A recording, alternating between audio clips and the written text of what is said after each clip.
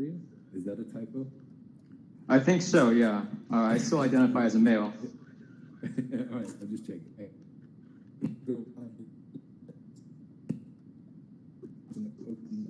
Probably open now, actually.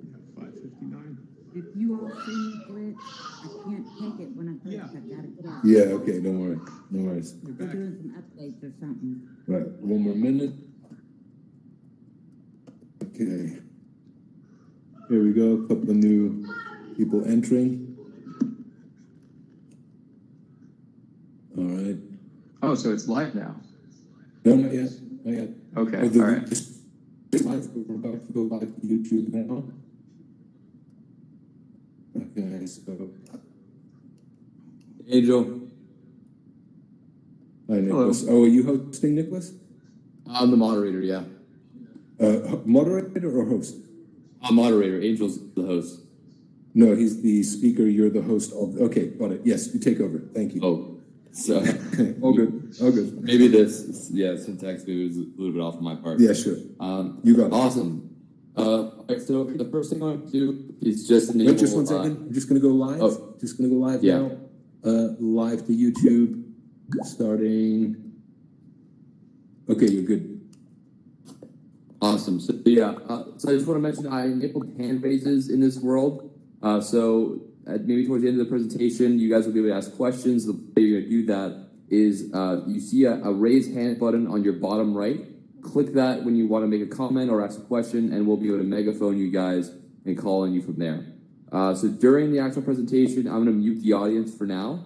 And when you have a question, again, press raise hand, and that's how Angel will be able to call on you. And Angel, I'll coordinate the hand raises. Does that sound good? Yeah, sounds great. Awesome. Thank you. Okay, are you ready to go? Everything good? Yeah, sure. Okay, so the presentation starts now, right? Yeah, let's do it. Okay, awesome. So hey everybody, how's it going? My name is Angel Lim. This is my first time presenting in a virtual reality space.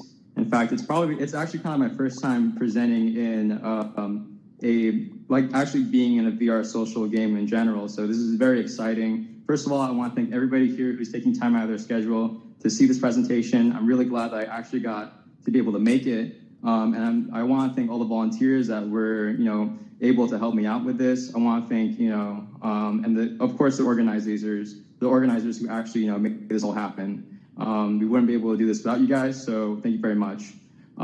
So this is NASA Suits, the gateway for student XR development. I'm speaking as a student representative of my school who is taking part in this NASA Design Challenge. But ultimately, by the end of this presentation, I hope 2 objectives can be met. One, I hope that we can raise awareness towards the NASA Artemis mission and to just, get people more involved in NASA activities and computer science in general. And I also want to encourage educators out there to actually, create more practical projects like these for students to do. I think they're the most effective way of getting people into the industry and getting them experience with XR and VR development and such things like that. Other than that, I'm really excited to get this presentation underway. So a little bit about myself. My name is Angel Lim. As I said earlier, I am the team lead for Norco College's NASA Suits team. And I'm a 3-time participant. I've been participating since the inception of this design challenge by NASA way back in 2017, and it's been a huge trip. I'll talk more about what the actual design challenge entails in a moment. I'm just going to go ahead and introduce the rest of my, credentials. I'm a former VR development intern from NASA JPL, the Jet Propulsion Laboratory. Most of my research is done primarily on data visualization for climate change, climate science, and such things like that. We recently published a paper, or not paper, rather, a open source VR project where anybody can compare data visualizations of the Earth. So I feel like VR has a very big presence in NASA, and in the future we're always trying to push the boundaries when it comes to industry and technology and innovation and such things like that. As I mentioned earlier, I do fashion myself as an extended reality researcher. Most of my communication with the internet and my research is done through Twitter. I haven't been using it a lot, but I think after this presentation, I'm going to be more involved with the community from now on. And of course, I'm a student at Norco College. It's a community college in Southern California. And even though it's pretty small, we have a pretty involved community of very passionate, very innovative students who, are very deep inside the STEM field and just want to make amazing things. So NASA Suits is essentially a design challenge that was created by NASA in order to cultivate the potential VR developers of the world. So they're taking college students who don't have that much experience in VR development, stuff like that, and they're giving them tasks that actually affect the future space mission. The idea is that students kind of research on their own what are the best practices in VR development, and they come up with new layouts and astronaut heads-up displays, and eventually they present these ideas to the actual NASA EVA astronauts. At the end of the design challenges curriculum, they actually get flown to NASA Houston and the Lyndon B. Johnson Space Center, and they present the designs. And from there, they work with the EVA engineers to actually, construct a real heads-up display for astronauts. Right now, I'm just focusing on, two aspects of things, but I see much bigger potential for this project. I feel that there is much in NASA and really researching just to implement that into the future. Another big part of the mission is educational outreach. We're going to classrooms all across Southern California and just, spreading the word of NASA and XR technology and bringing HMDs to people who normally wouldn't be able to have that. I'll talk more about the equipment that we have access to, but basically we're going to classrooms, whether it be in high school or elementary schools or what have you, and we're bringing a virtual reality headset and allowing kids to try them for the first time. And from there, we're trying to encourage STEM education and push them towards development, towards something that they, are exposed to at an early age.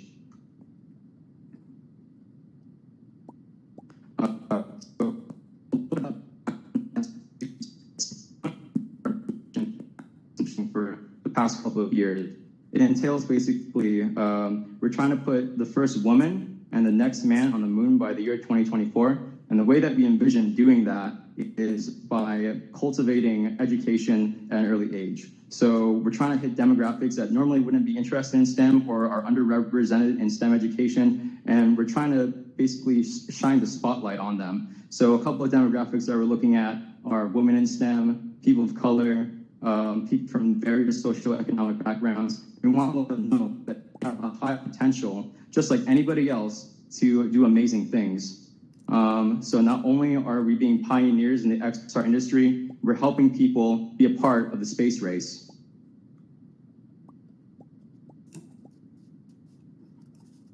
And these are just a couple of the actual real mission objectives that NASA has given our team, Norco NASA SUITS, and just some of the parameters that they expect our design to meet. So they want us to create a functional display for suit vitals. So it's kind of like a video game where we're creating a heads-up display with a health bar, a mini map, all that stuff. Only instead of having, health and video game metrics, we're using metrics for practical spacewalks. So, for example, a hydrogen bar, how much oxygen is left in the tank, outside and inside suit pressure, stuff like that. And the same thing for navigation, stuff that you would normally see in a video game. We're taking that and putting it into the real world where there's holograms that are guiding the spacewalkers. Currently, the way that astronauts typically do a spacewalk or an EVA mission is all their instructions are on their wrist. And it's in a pamphlet form, so it's literally a physical piece of paper. It's very small, and that's just not practical. The articulation in the suits are already very minute, and it's difficult for astronauts to navigate around, the ISS and Mars in general, hypothetically. So if we can make it so that astronauts can do more hands-free activities and they can just rely on holograms to see their next mission objective, then it'll make spacewalks and EVA missions much more efficient. A couple of other practical applications are completing a rover repair operation or conducting a geological science sampling operation. So those things are, you can probably envision those in a training scenario or a training application in a virtual reality game. The difference here is that we're doing this at real runtime. Our goal is to make it so that way astronauts can see holograms of a animation of a rover or something like that. And to keep it open-minded, our team isn't the only team that's doing this project. There are many other universities that are taking part in this. So every team is having their own approach to meeting these mission objectives. And NASA is being very flexible with the way they're allowing teams to kind of go about creating solutions. So we use a very wide array of equipment for our project. Over here are some of the HMDs that we use. So we're using an Oculus Quest, Oculus Rift S, and of course a Microsoft HoloLens. These aren't like pieces of equipment that we're constrained or restricted to use. NASA, they basically say, we need a design and we don't care how you do it. We just want to make sure that it's competent and you guys can present it once you get to Houston. So it just goes to show kind of the hands-free environment that the students are put into and the expectations that we have. So we're the ones that decided what equipment we needed, depending on the stuff that we want to do, and it's very liberating. We feel treated like adults, and the fact that we're doing this in an academic setting, it gives a lot of hope for what we can do once we get our degrees and enter the workforce.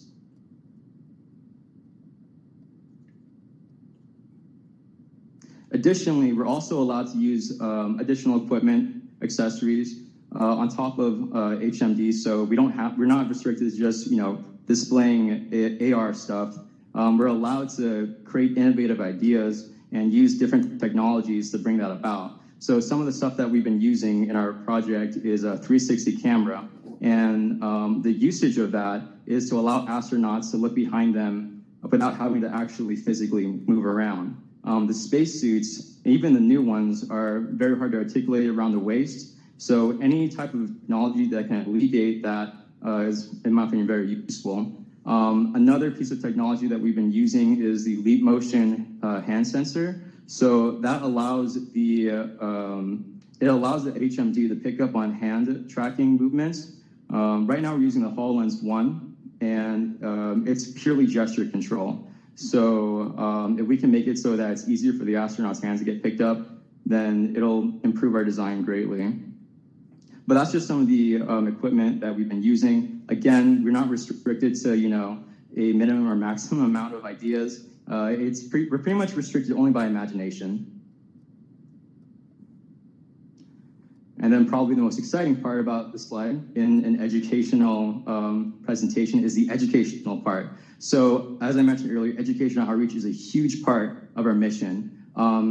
And just like the rest of the project, it's vague on purpose, so that way it maximizes our flexibility. The idea is that, we are tempted to go straight towards working with K through 12 schools, and while of course we want to visit classrooms, we want to work with teachers, and we want to work with students, there's many other ways that we can do educational outreach. In the next slide, which I'll show soon enough, it'll show some of the demographics that we're hitting, but essentially, educational outreach shouldn't be restricted to just looking towards academia and such things like that. It should be trying to get the information disseminated to the general population. So normal people who typically wouldn't look at NASA as a big deal in their lives, once they hear something about trending on social media and they get into it, I feel like once they understand what we're trying to do and the passion that these students are putting into their work and presentations, they get more interested in NASA, and as a result, NASA gets more funding. So these two images kind of demonstrate perfectly kind of what we're trying to do. So on the left side is our team working with the regional STEM, where a bunch of kids from high schools and middle schools and STEM academies come together and check out awesome booths. So in this situation, we're primarily with kids, working primarily with parents, and we're showing them virtual reality for the first time. A lot of these kids don't have the income or I guess the need to really use virtual reality. They never thought of it as something that they needed in their life. So here we're showing them how cool this technology is and how it's practically being used in space exploration. On the right side is our booth at the DTLA Maker Fair. So that's the Downtown Los Angeles Maker Fair. It's an event that's held annually in which engineers, makers, general designers come together and show off their cool stuff to the general population. We don't live anywhere near Los Angeles, but we thought it was such a cool event we had to go. And even though we didn't hit a lot of the demographics, such as students, we got to meet a lot of cool people in general. I think that's important. Being able to just have a conversation with people who are either fellow creators or people who are interested in your work. It's how you get educational outreach to grow and cultivate. And then social media, of course, is a really big thing. Really in the year 2020, and even though I personally haven't been keeping up with my social media housekeeping, we have a really awesome social media person who keeps track of all of our likes, dislikes, and trends that are happening in the internet. So on top of acting as somewhat of a developer scientist, stuff like that, we hope in the future to not only just spotlight and social figures, but people who are making awesome things right now. You don't have to be a textbook to hire somebody. Be a normal person who just so happens to be doing something that not many people are doing, and just from that, somebody can connect with you and say, you know what, I can do that too. All right, so here are the benefits of participating in a NASA project as a student. I'm getting tons of experience in the field. Prior to being a part of this project and doing projects like this in general, like a student, I came up within computer science classes, and I really didn't know what exactly I was trying to for in the industry. All I knew is that I didn't want to be a monkey behind a desk for 7, and that was unfortunately the image of a computer scientist in my head. It wasn't until I actually started doing projects like NASA Suits and participating in practical applications that I realized that there's actually a lot of cool stuff going on in computer science. And then on top of that, I also gained many connections just through networking with this project. Just last year, I got to meet the person who was just in charge of internships at NASA. And that was just from striking a conversation after when I was visiting the center. I feel like there's a stigma among STEM students. It's slowly being brittled away, but it's still there, where we're introverted and we don't want to, interact with other people. And I get it. People can be pretty scary, but being on a team and interacting with so many people to the point where you have to make tons of presentations and set all this stuff up, it gets you used to the idea of just talking with people. And once you talk with people and empathize with people, you kind of get a better feel of how they got to where they were in the industry and all the awesome things that are actually going on here.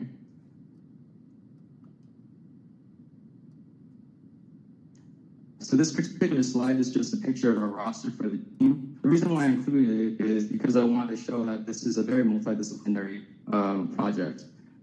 It's not just programmers doing game dev stuff. It's educational outreach specialists doing cold calls with CNDSD regional high school districts. It's engineers figuring out and researching what's the best way we can put XR into the moon or in space exploration and such things like that. While there are a majority of programmers and coders that are on the team, a lot of them are also people who have dual roles.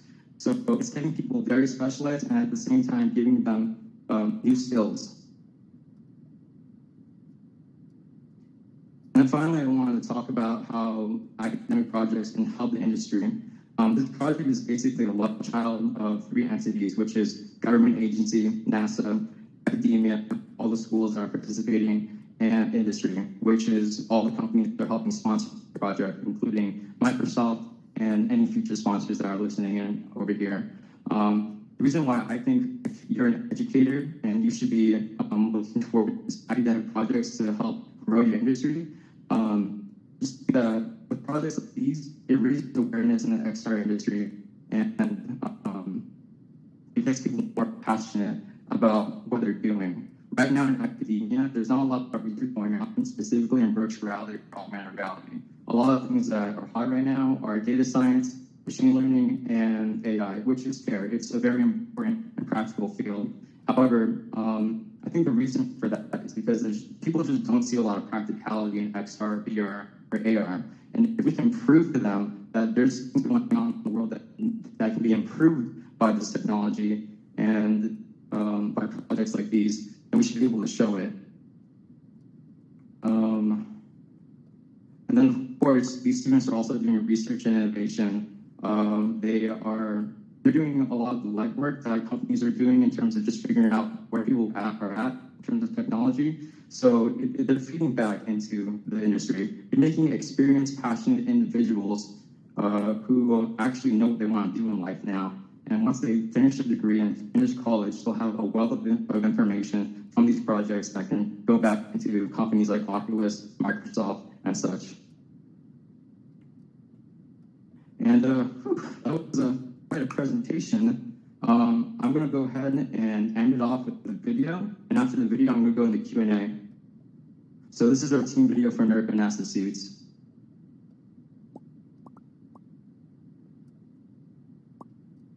And I hope it works. If it doesn't, it's not a big deal on YouTube. So I'll post it in the live stream later. But looks like the video isn't working. Well, that's okay with me. So we do have a fairly sizable amount of time for Q&A.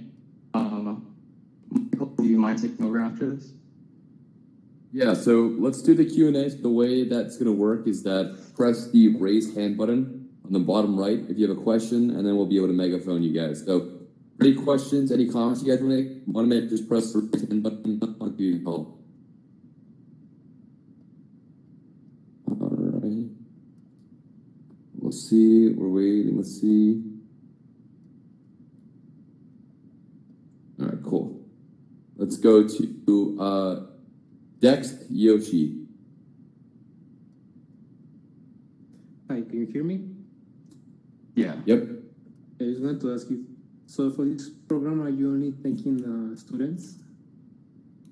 Yeah, so for the most part, it's mostly college level students. However, we do have a bunch of advisors on board. In fact, actually, one of our main advisors is the director of a game dev company. So we're also looking for people to give advice on best practices in VR, what has made their applications better. In our research portion of the project, we actually kind of try to reach out to game developers and people who aren't students because they have more experience than us, and we hope to put their ideas into paper through our project.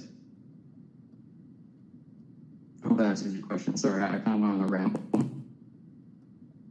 No, that was a good answer. Let's go to, so we got another question from Paul. Let's go to Paul. Hello, can you hear me? Yep. How are you doing, Paul? Good. Cool. Nice chat, thanks. I was just wondering how much virtual reality is actually used in space at the minute, as opposed to research. How much VR equipment, headsets, etc., would be actually in space or planned to go into space? And is there any of your projects that will actually get it to the final build? All right. So in terms of actual virtual reality that's going into space, from what I understand, it's mostly augmented reality that's being actually put into above the stratosphere. Now, in terms of actual NASA projects that are using virtual reality and such things like that, there's plenty of those at JPL, JSE, and such things. I don't know if there's going to be any virtual reality specifically on the ISS or in any Mars missions, but I do see that as a possibility when it comes to training. There just has to be more research put into it before we can actually ship it. I don't want to speak too much for JSC. Yeah. Thank you very much. Thank you. Sounds good. Cool. Awesome. All right. Again, if you have questions, press the raise hand button on the bottom right. I'll be able to give you a call. Yeah, so while we kind of wait for questions to come in, yeah, Angel, so, you know, I've worked a bit with Unity and VRTK. What was your experience using VRTK for your simulation? So we actually use the MRTK for, are you talking about NASA SUITS or, I'm sorry, Michael. Oh, did you use VRTK for NASA SUITS or no? So for NASA SUITS, we're using the MRTK. And the reason for that is because it's the premier SDK for augmented reality development with the HoloLens and everything.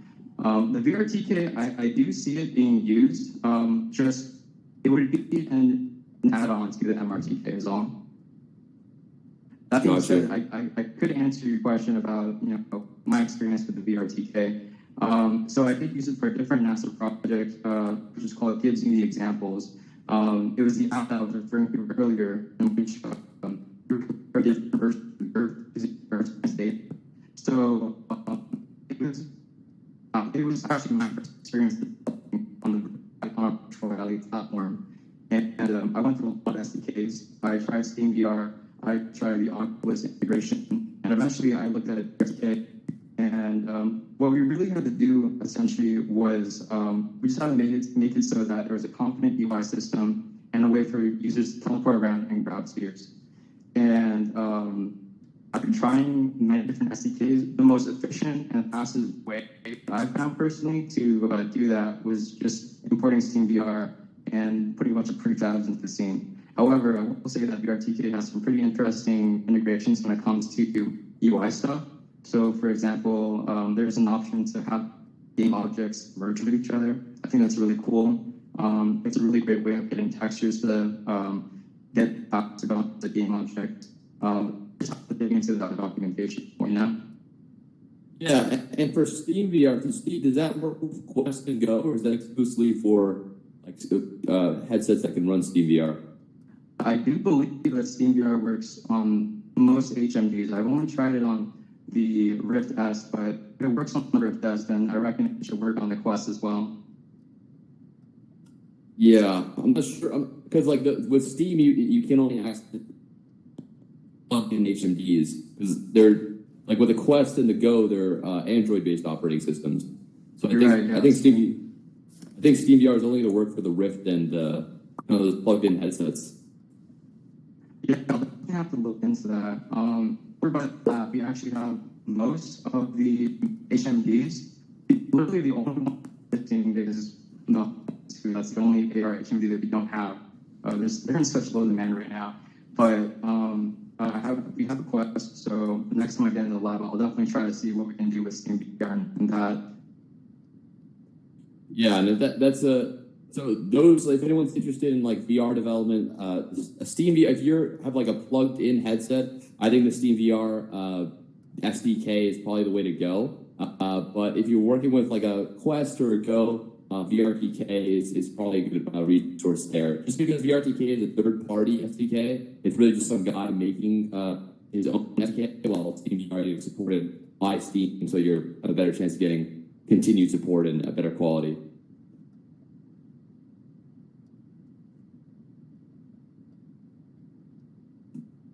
That's kind of my piece. And if anyone has questions, again, press the raise hand button on the bottom right, and I'll give you a call.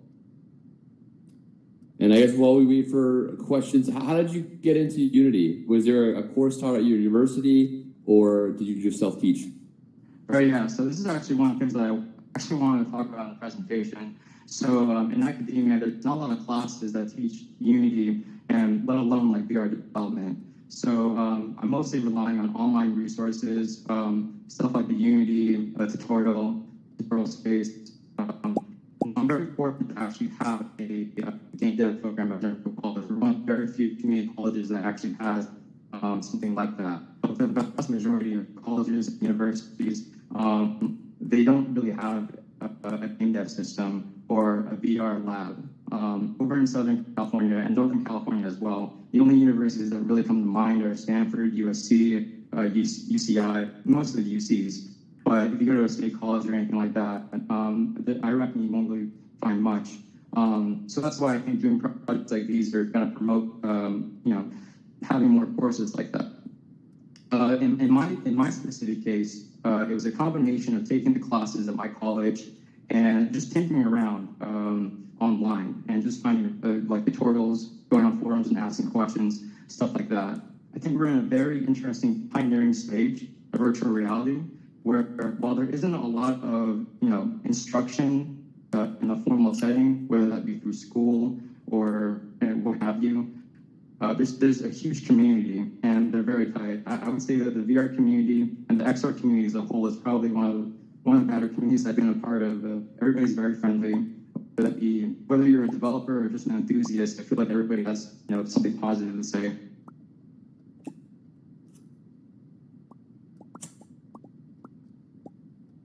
And guys, if you have any questions, press the raise hand button on the bottom right, and we'll be able to megaphone you.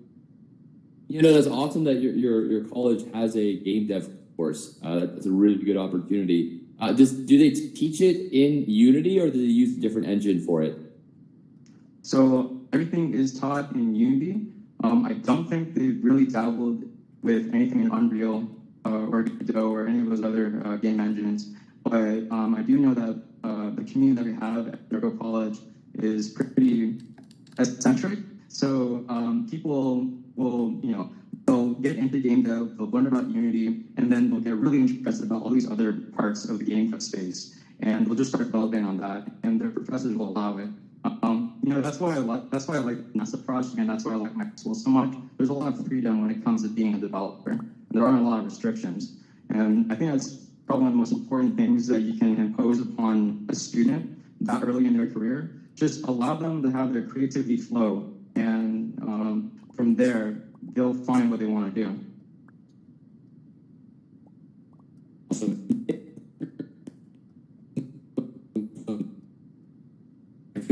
Thank you very much. I have a question.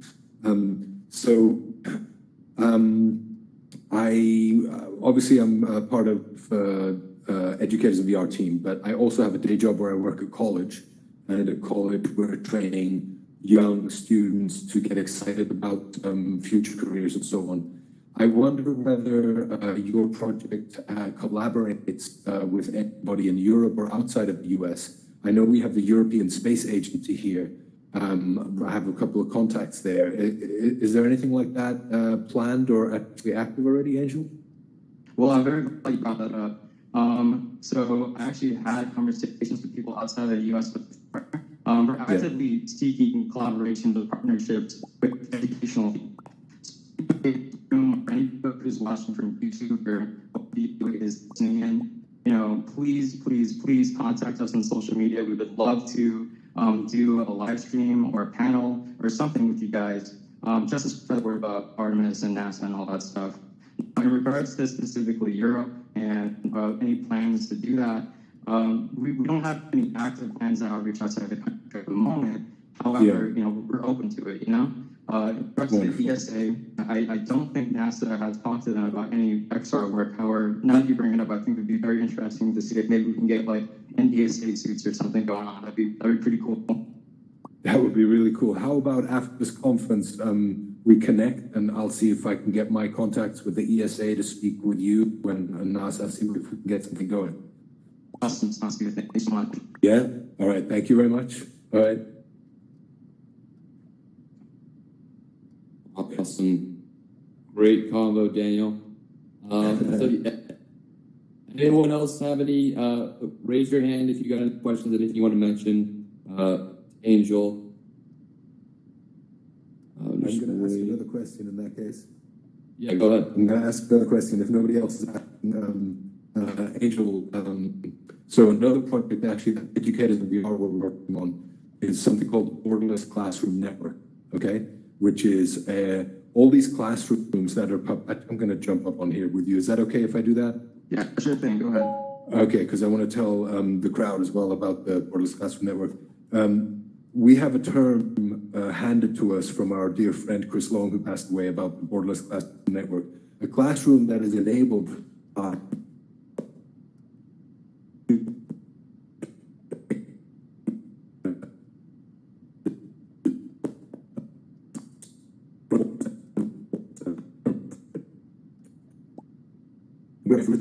all classrooms around the world.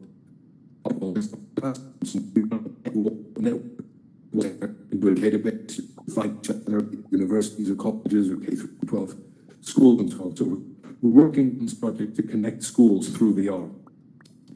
But because that's kind of that's you create it, join it, that's easy. What do we do about the communities that are really remote, or the communities that are in countries that are struggling and developing.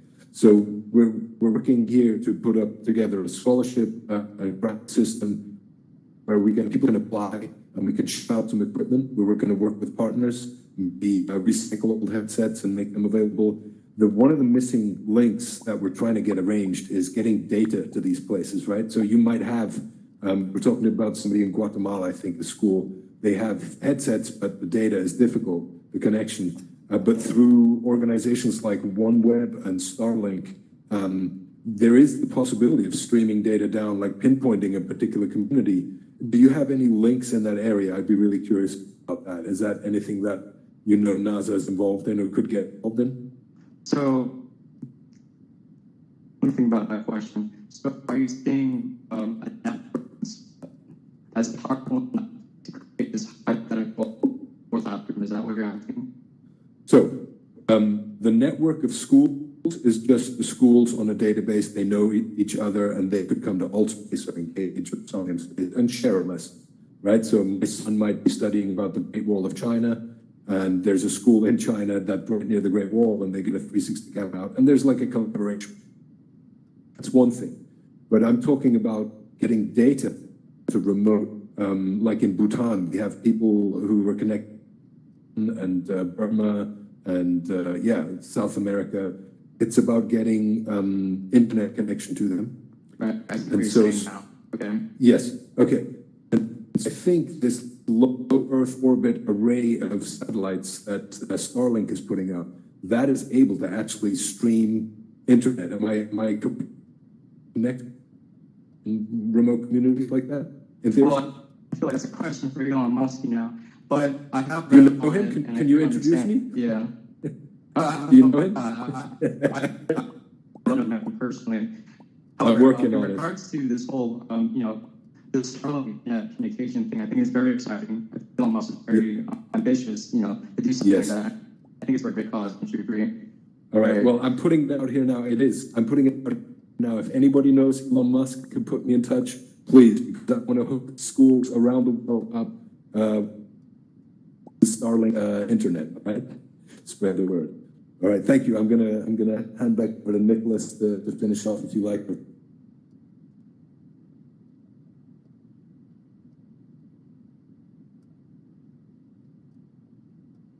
Time, please. I just don't want to hog.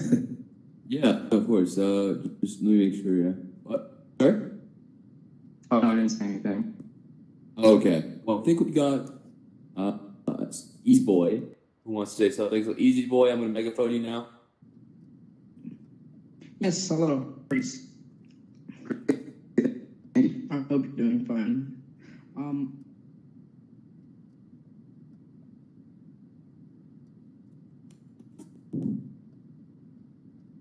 You guys hear?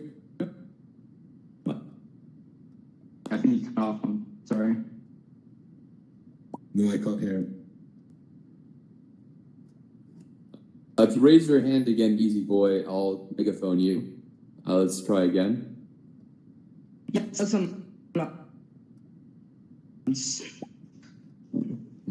but yeah, Daniel. But I'm sure it doesn't. Like you guys said with the Wi-Fi getting around the world, it's so much better to do that than for people to have headsets and not actually have Wi-Fi, which I think is awesome that you are actually studying that and doing something about that. Yeah, I think it's another we hope to trying to get HMPs or reality in general in the space. Yeah. Of course, not to Wi-Fi or anything like that out there. So keep going on there. Project was created. NASA SUITS was created purely from a software standpoint, in which the game dev students are taking part in this are creating the design of it. But we are going to have to look at it from an engineering perspective, like how are we going to physically get these features inside the astronauts on it, right? Yeah, and I think that's awesome that you guys are actually doing that, and like one day that'll become a thing, and that'll be like the coolest thing ever. All right. Well, thank you so much, man. Yeah, thanks for letting me talk. You did. Then, for anybody who's in the crowd right now, I just want to say, if you have any questions about being a computer science student, being a NASA intern, or, trying to find a pathway, feel free to ask questions about that. If you want to say anything, again, the raise hand button on your bottom right. Easy boy. I don't know if you did that on purpose, but No, yeah. Question. So, it's and I was wondering why.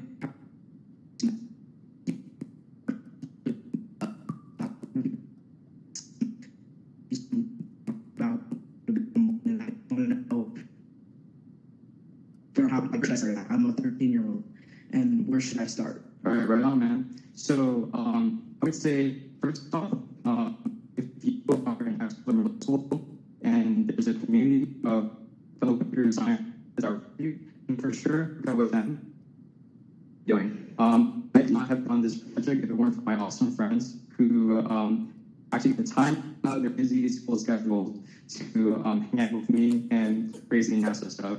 I really believe that computer science isn't a one-man team, like you have to get out there and figure out what everybody's doing. John Carmack and all those guys who made Doom didn't do it by themselves, So that's the first step.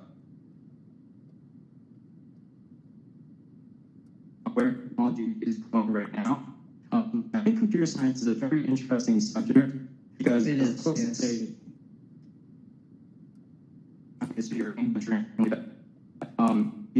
You're constantly looking at textbook and figuring out what other people have done in the past to innovate. Whereas in computer science, you're doing stuff like that as well. You have to figure out best coding practices, design patterns, stuff like that. It seems growing so much that you can pretty much just take whatever topic into, just pop right into it. And even if it's not like virtual reality or augmented reality, anything like that, if you have no interest in it, that's okay. There's 100 different topics like machine learning and deep learning and stuff like that. That you just hit it and figure out where the beginner's path is. You can follow it and start your journey as early as 13, right? That's a very easy start. I also have multiple certifications for Microsoft, so I really want to go to Virginia Tech for my to go to college. I want to go to Virginia Tech. You're smarter than I could ever hope to be. They're really bright. So Well, that's pretty much all I have to say. If you want to add well, on. thank you so much for talking. Yeah. Mm-hmm. I think it's awesome that you're so interested in computer science at such an early age. It's one of my dream jobs, and I'm really influenced by computers, and space is an excellent topic. I think so too. Yeah. I think space does something to people's brains where they just want to learn more about the unknown, and computers are there so that way we can keep doing amazing things that our bodies aren't capable of, like excess thinking at an exponential level. So we can combine those two things and make it so that we can help space exploration with computers. Let's not think about it again.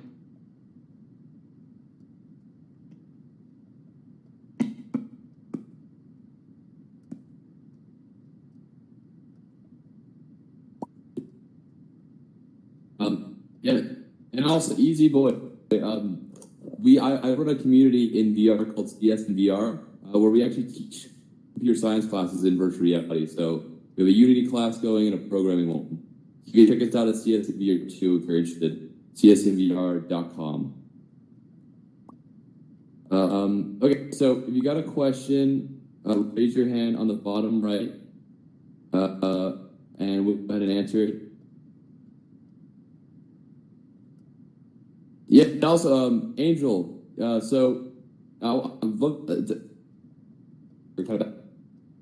teaching a Unity course in virtual reality, I think mid next month. So if you want to get involved in that, I'd love to kind of get your input. It seems like you know a pretty good amount about Unity. Thank you so much. Yeah, just shoot me an email, or we can talk after this presentation. I'd love to, you can pick my brain on whatever think would be useful for that course.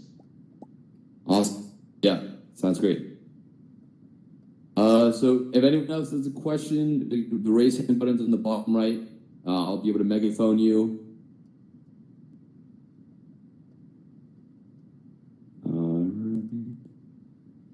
I just, for possible questions, I just want to, just very briefly, sorry.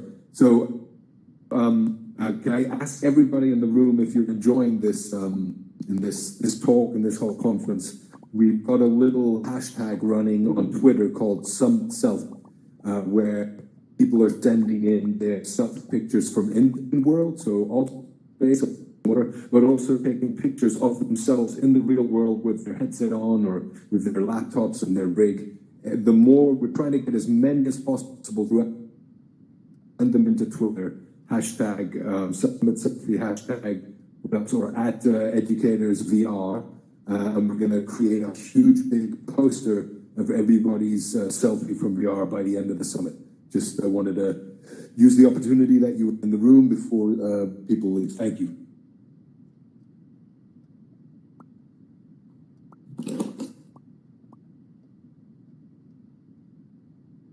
Let's see. All right, so again, you can press to do questions in the bottom right. I guess I'll ask a question in the meantime. Angel, so post your graduation, are you looking to continue to do VR? What are your kind of plans after graduation? So, it's actually my last semester in community college. I'll be transferring to whatever school decides to take me, and I'll be spending about 2 or 3 years finishing a bachelor's and hopefully getting a master's in the process. So I'll for sure transferring to be kind of engineering job or a game dev job with a concentration in serious games, since that's the research that I'm doing right now. It's gonna be a really wild journey. I didn't think I was going to talk about it in this presentation, but I might as well since we're here. When I first started off as a student, I was pretty terrible. So that's what I graduated with it, but absolutely total burnout, had no interest in school or life or just the world in general. And I just didn't, I feel like there wasn't a need for me to really do anything in the world. And, you know, being a part of community college has really changed that, oddly enough. But just around, you know, being a part of a community college where you kind of looked out, you weren't good enough to get to UC. And so it might take months for me, and I already had that mindset got it, that's anyways, I'm just gonna do this and see where it takes me. So I've been going at it for a while, slowly building my way up as a student. And in the process of doing that, I've learned a lot of things when it comes to getting better, improving myself as a student, etc. So, you know, it takes time to be a computer scientist. It takes time to actually find falling in life and to find what you are specifically. We're still wondering what to do with a computer science degree. We're still having a rut. Isn't that great of a student? All you ask is that it takes time and it takes experience. I have filled more than I can count. Yet I have done so many things I know. So keep doing it. Especially if it hasn't been accepted.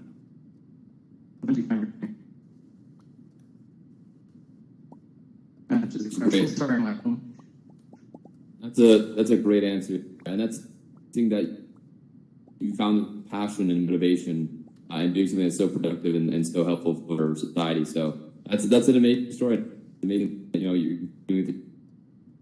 I also want to mention, because I kind of wondered you were an Oculus Launchpad Fellow, which is like an incredible honor for VR. What that experience of what this? Sure, yeah. So, community to participate in Oculus Launchpad 2019. There's actually a couple of other VR education speakers who. I wouldn't mention his name. I believe he's here as well, and he also joined me in Oculus Launchpad. And I definitely not have been able to. A part of that program had not been for projects. It's kind of easy because once you kind of figure out what you want to do, it's like a landslide where okay, you did your first project. It was with NASA, and the NASA had so much brand recognition that pretty much applied anything, and you kind of just get in. So that's what happened to me for a while. I applied to a bunch of programs and kind of sneaked my way in and experienced VR industry experience, very experience. I got to meet a whole bunch of people that are in the industry and talk to them about what it's like being a game dev, what it's like working at a game company, and going through crunch and all that stuff.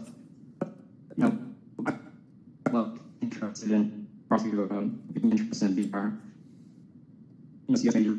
Before now, I was only interested in like other and stuff like that. So to be able to have this opportunity to this launchpad at the heart of VR development and meet all of these industry titans and get experience from them, it's pretty amazing. I think one of the most surprising moments of that whole event, which is being a part of Uncle Carmack, how they talk about how VR is in the same state as computers were.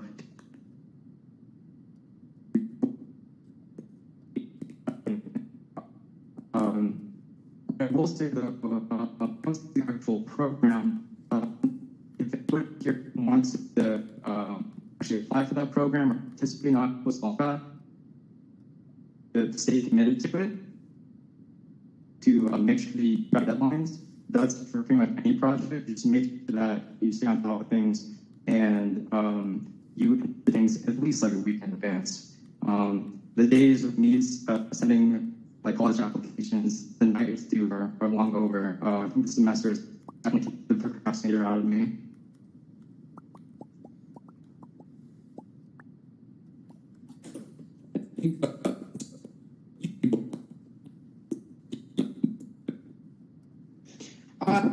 Just have a question for you. What is the hardest stuff to do in community college? All right, so for me, so a lot of people specifically because they just want money for college, UC, or state school.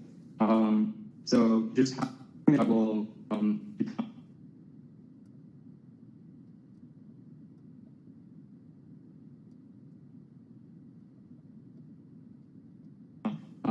some of it will be dug out just purely from sometimes specifically for work, such things like that. I think for you as a potential who is going to be entering high school eventually for that college, I really recommend that you start learning time management planner or get a Google Calendar, just something to manage your time and pretty much plan your day out. It doesn't have to be like a routine that you strictly follow, but the sooner you start moderating yourself, the better a person you become. And I found that really good in community college. Once I started just jotting down what my class schedule was at, once I actually time aside to study, I found my grades actually going up. Who would have thought you get an A if you study? And also, have you met anybody that's famous? So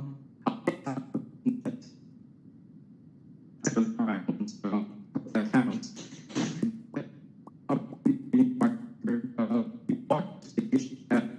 Convention.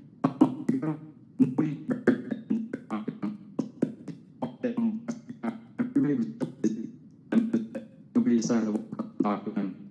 He was pretty far away, so I didn't get a chance to say hey, I did get to meet Jason Rubin though. So he told me Giant my favorite video games.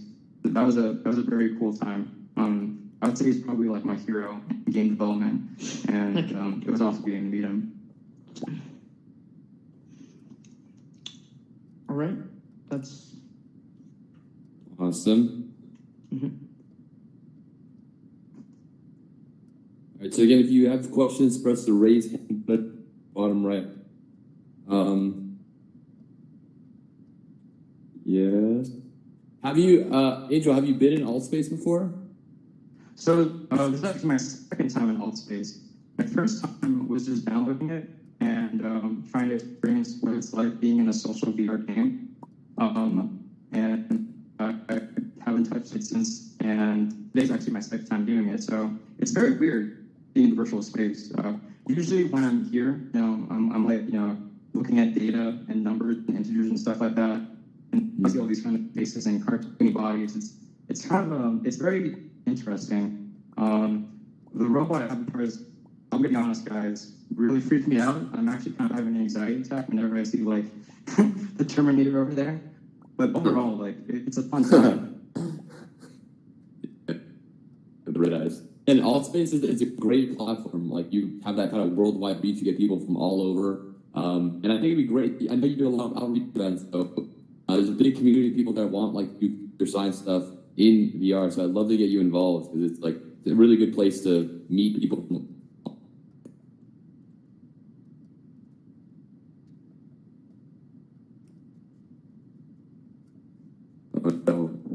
Okay, he probably just had to come back in, so we'll give him a sec.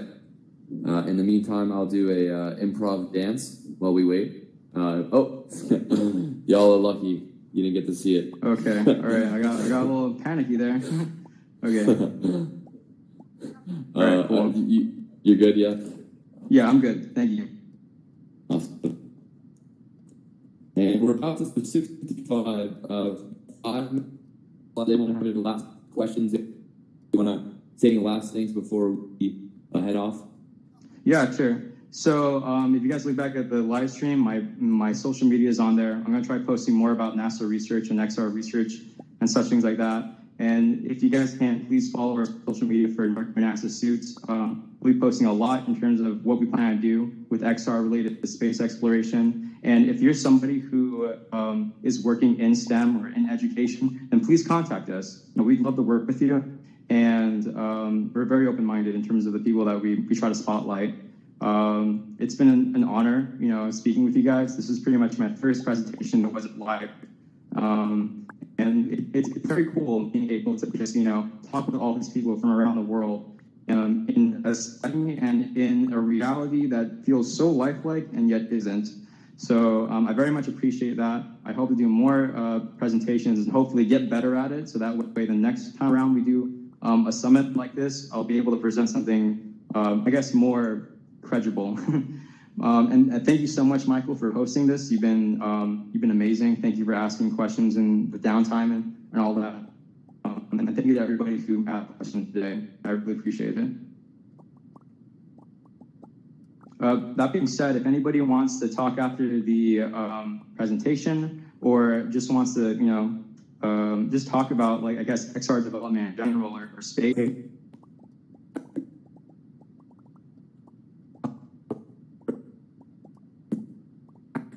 It was really cool to see you guys connect over the coding. Great questions there from Easy Boy. Really hope you find your way into your dream career there. Absolutely. Remember everybody's selfie summits? Sorry, summit selfies. And we have another wonderful talk about to come up here. Let me come on up. Sounds good. I'm going to hand over. Let's see.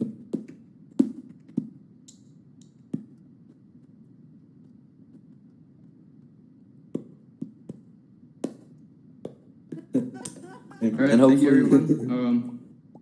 I'll make my exit now. Thank you very much. Thank you, Angel. Thank you so much, man. It's beautiful. We're just cheering.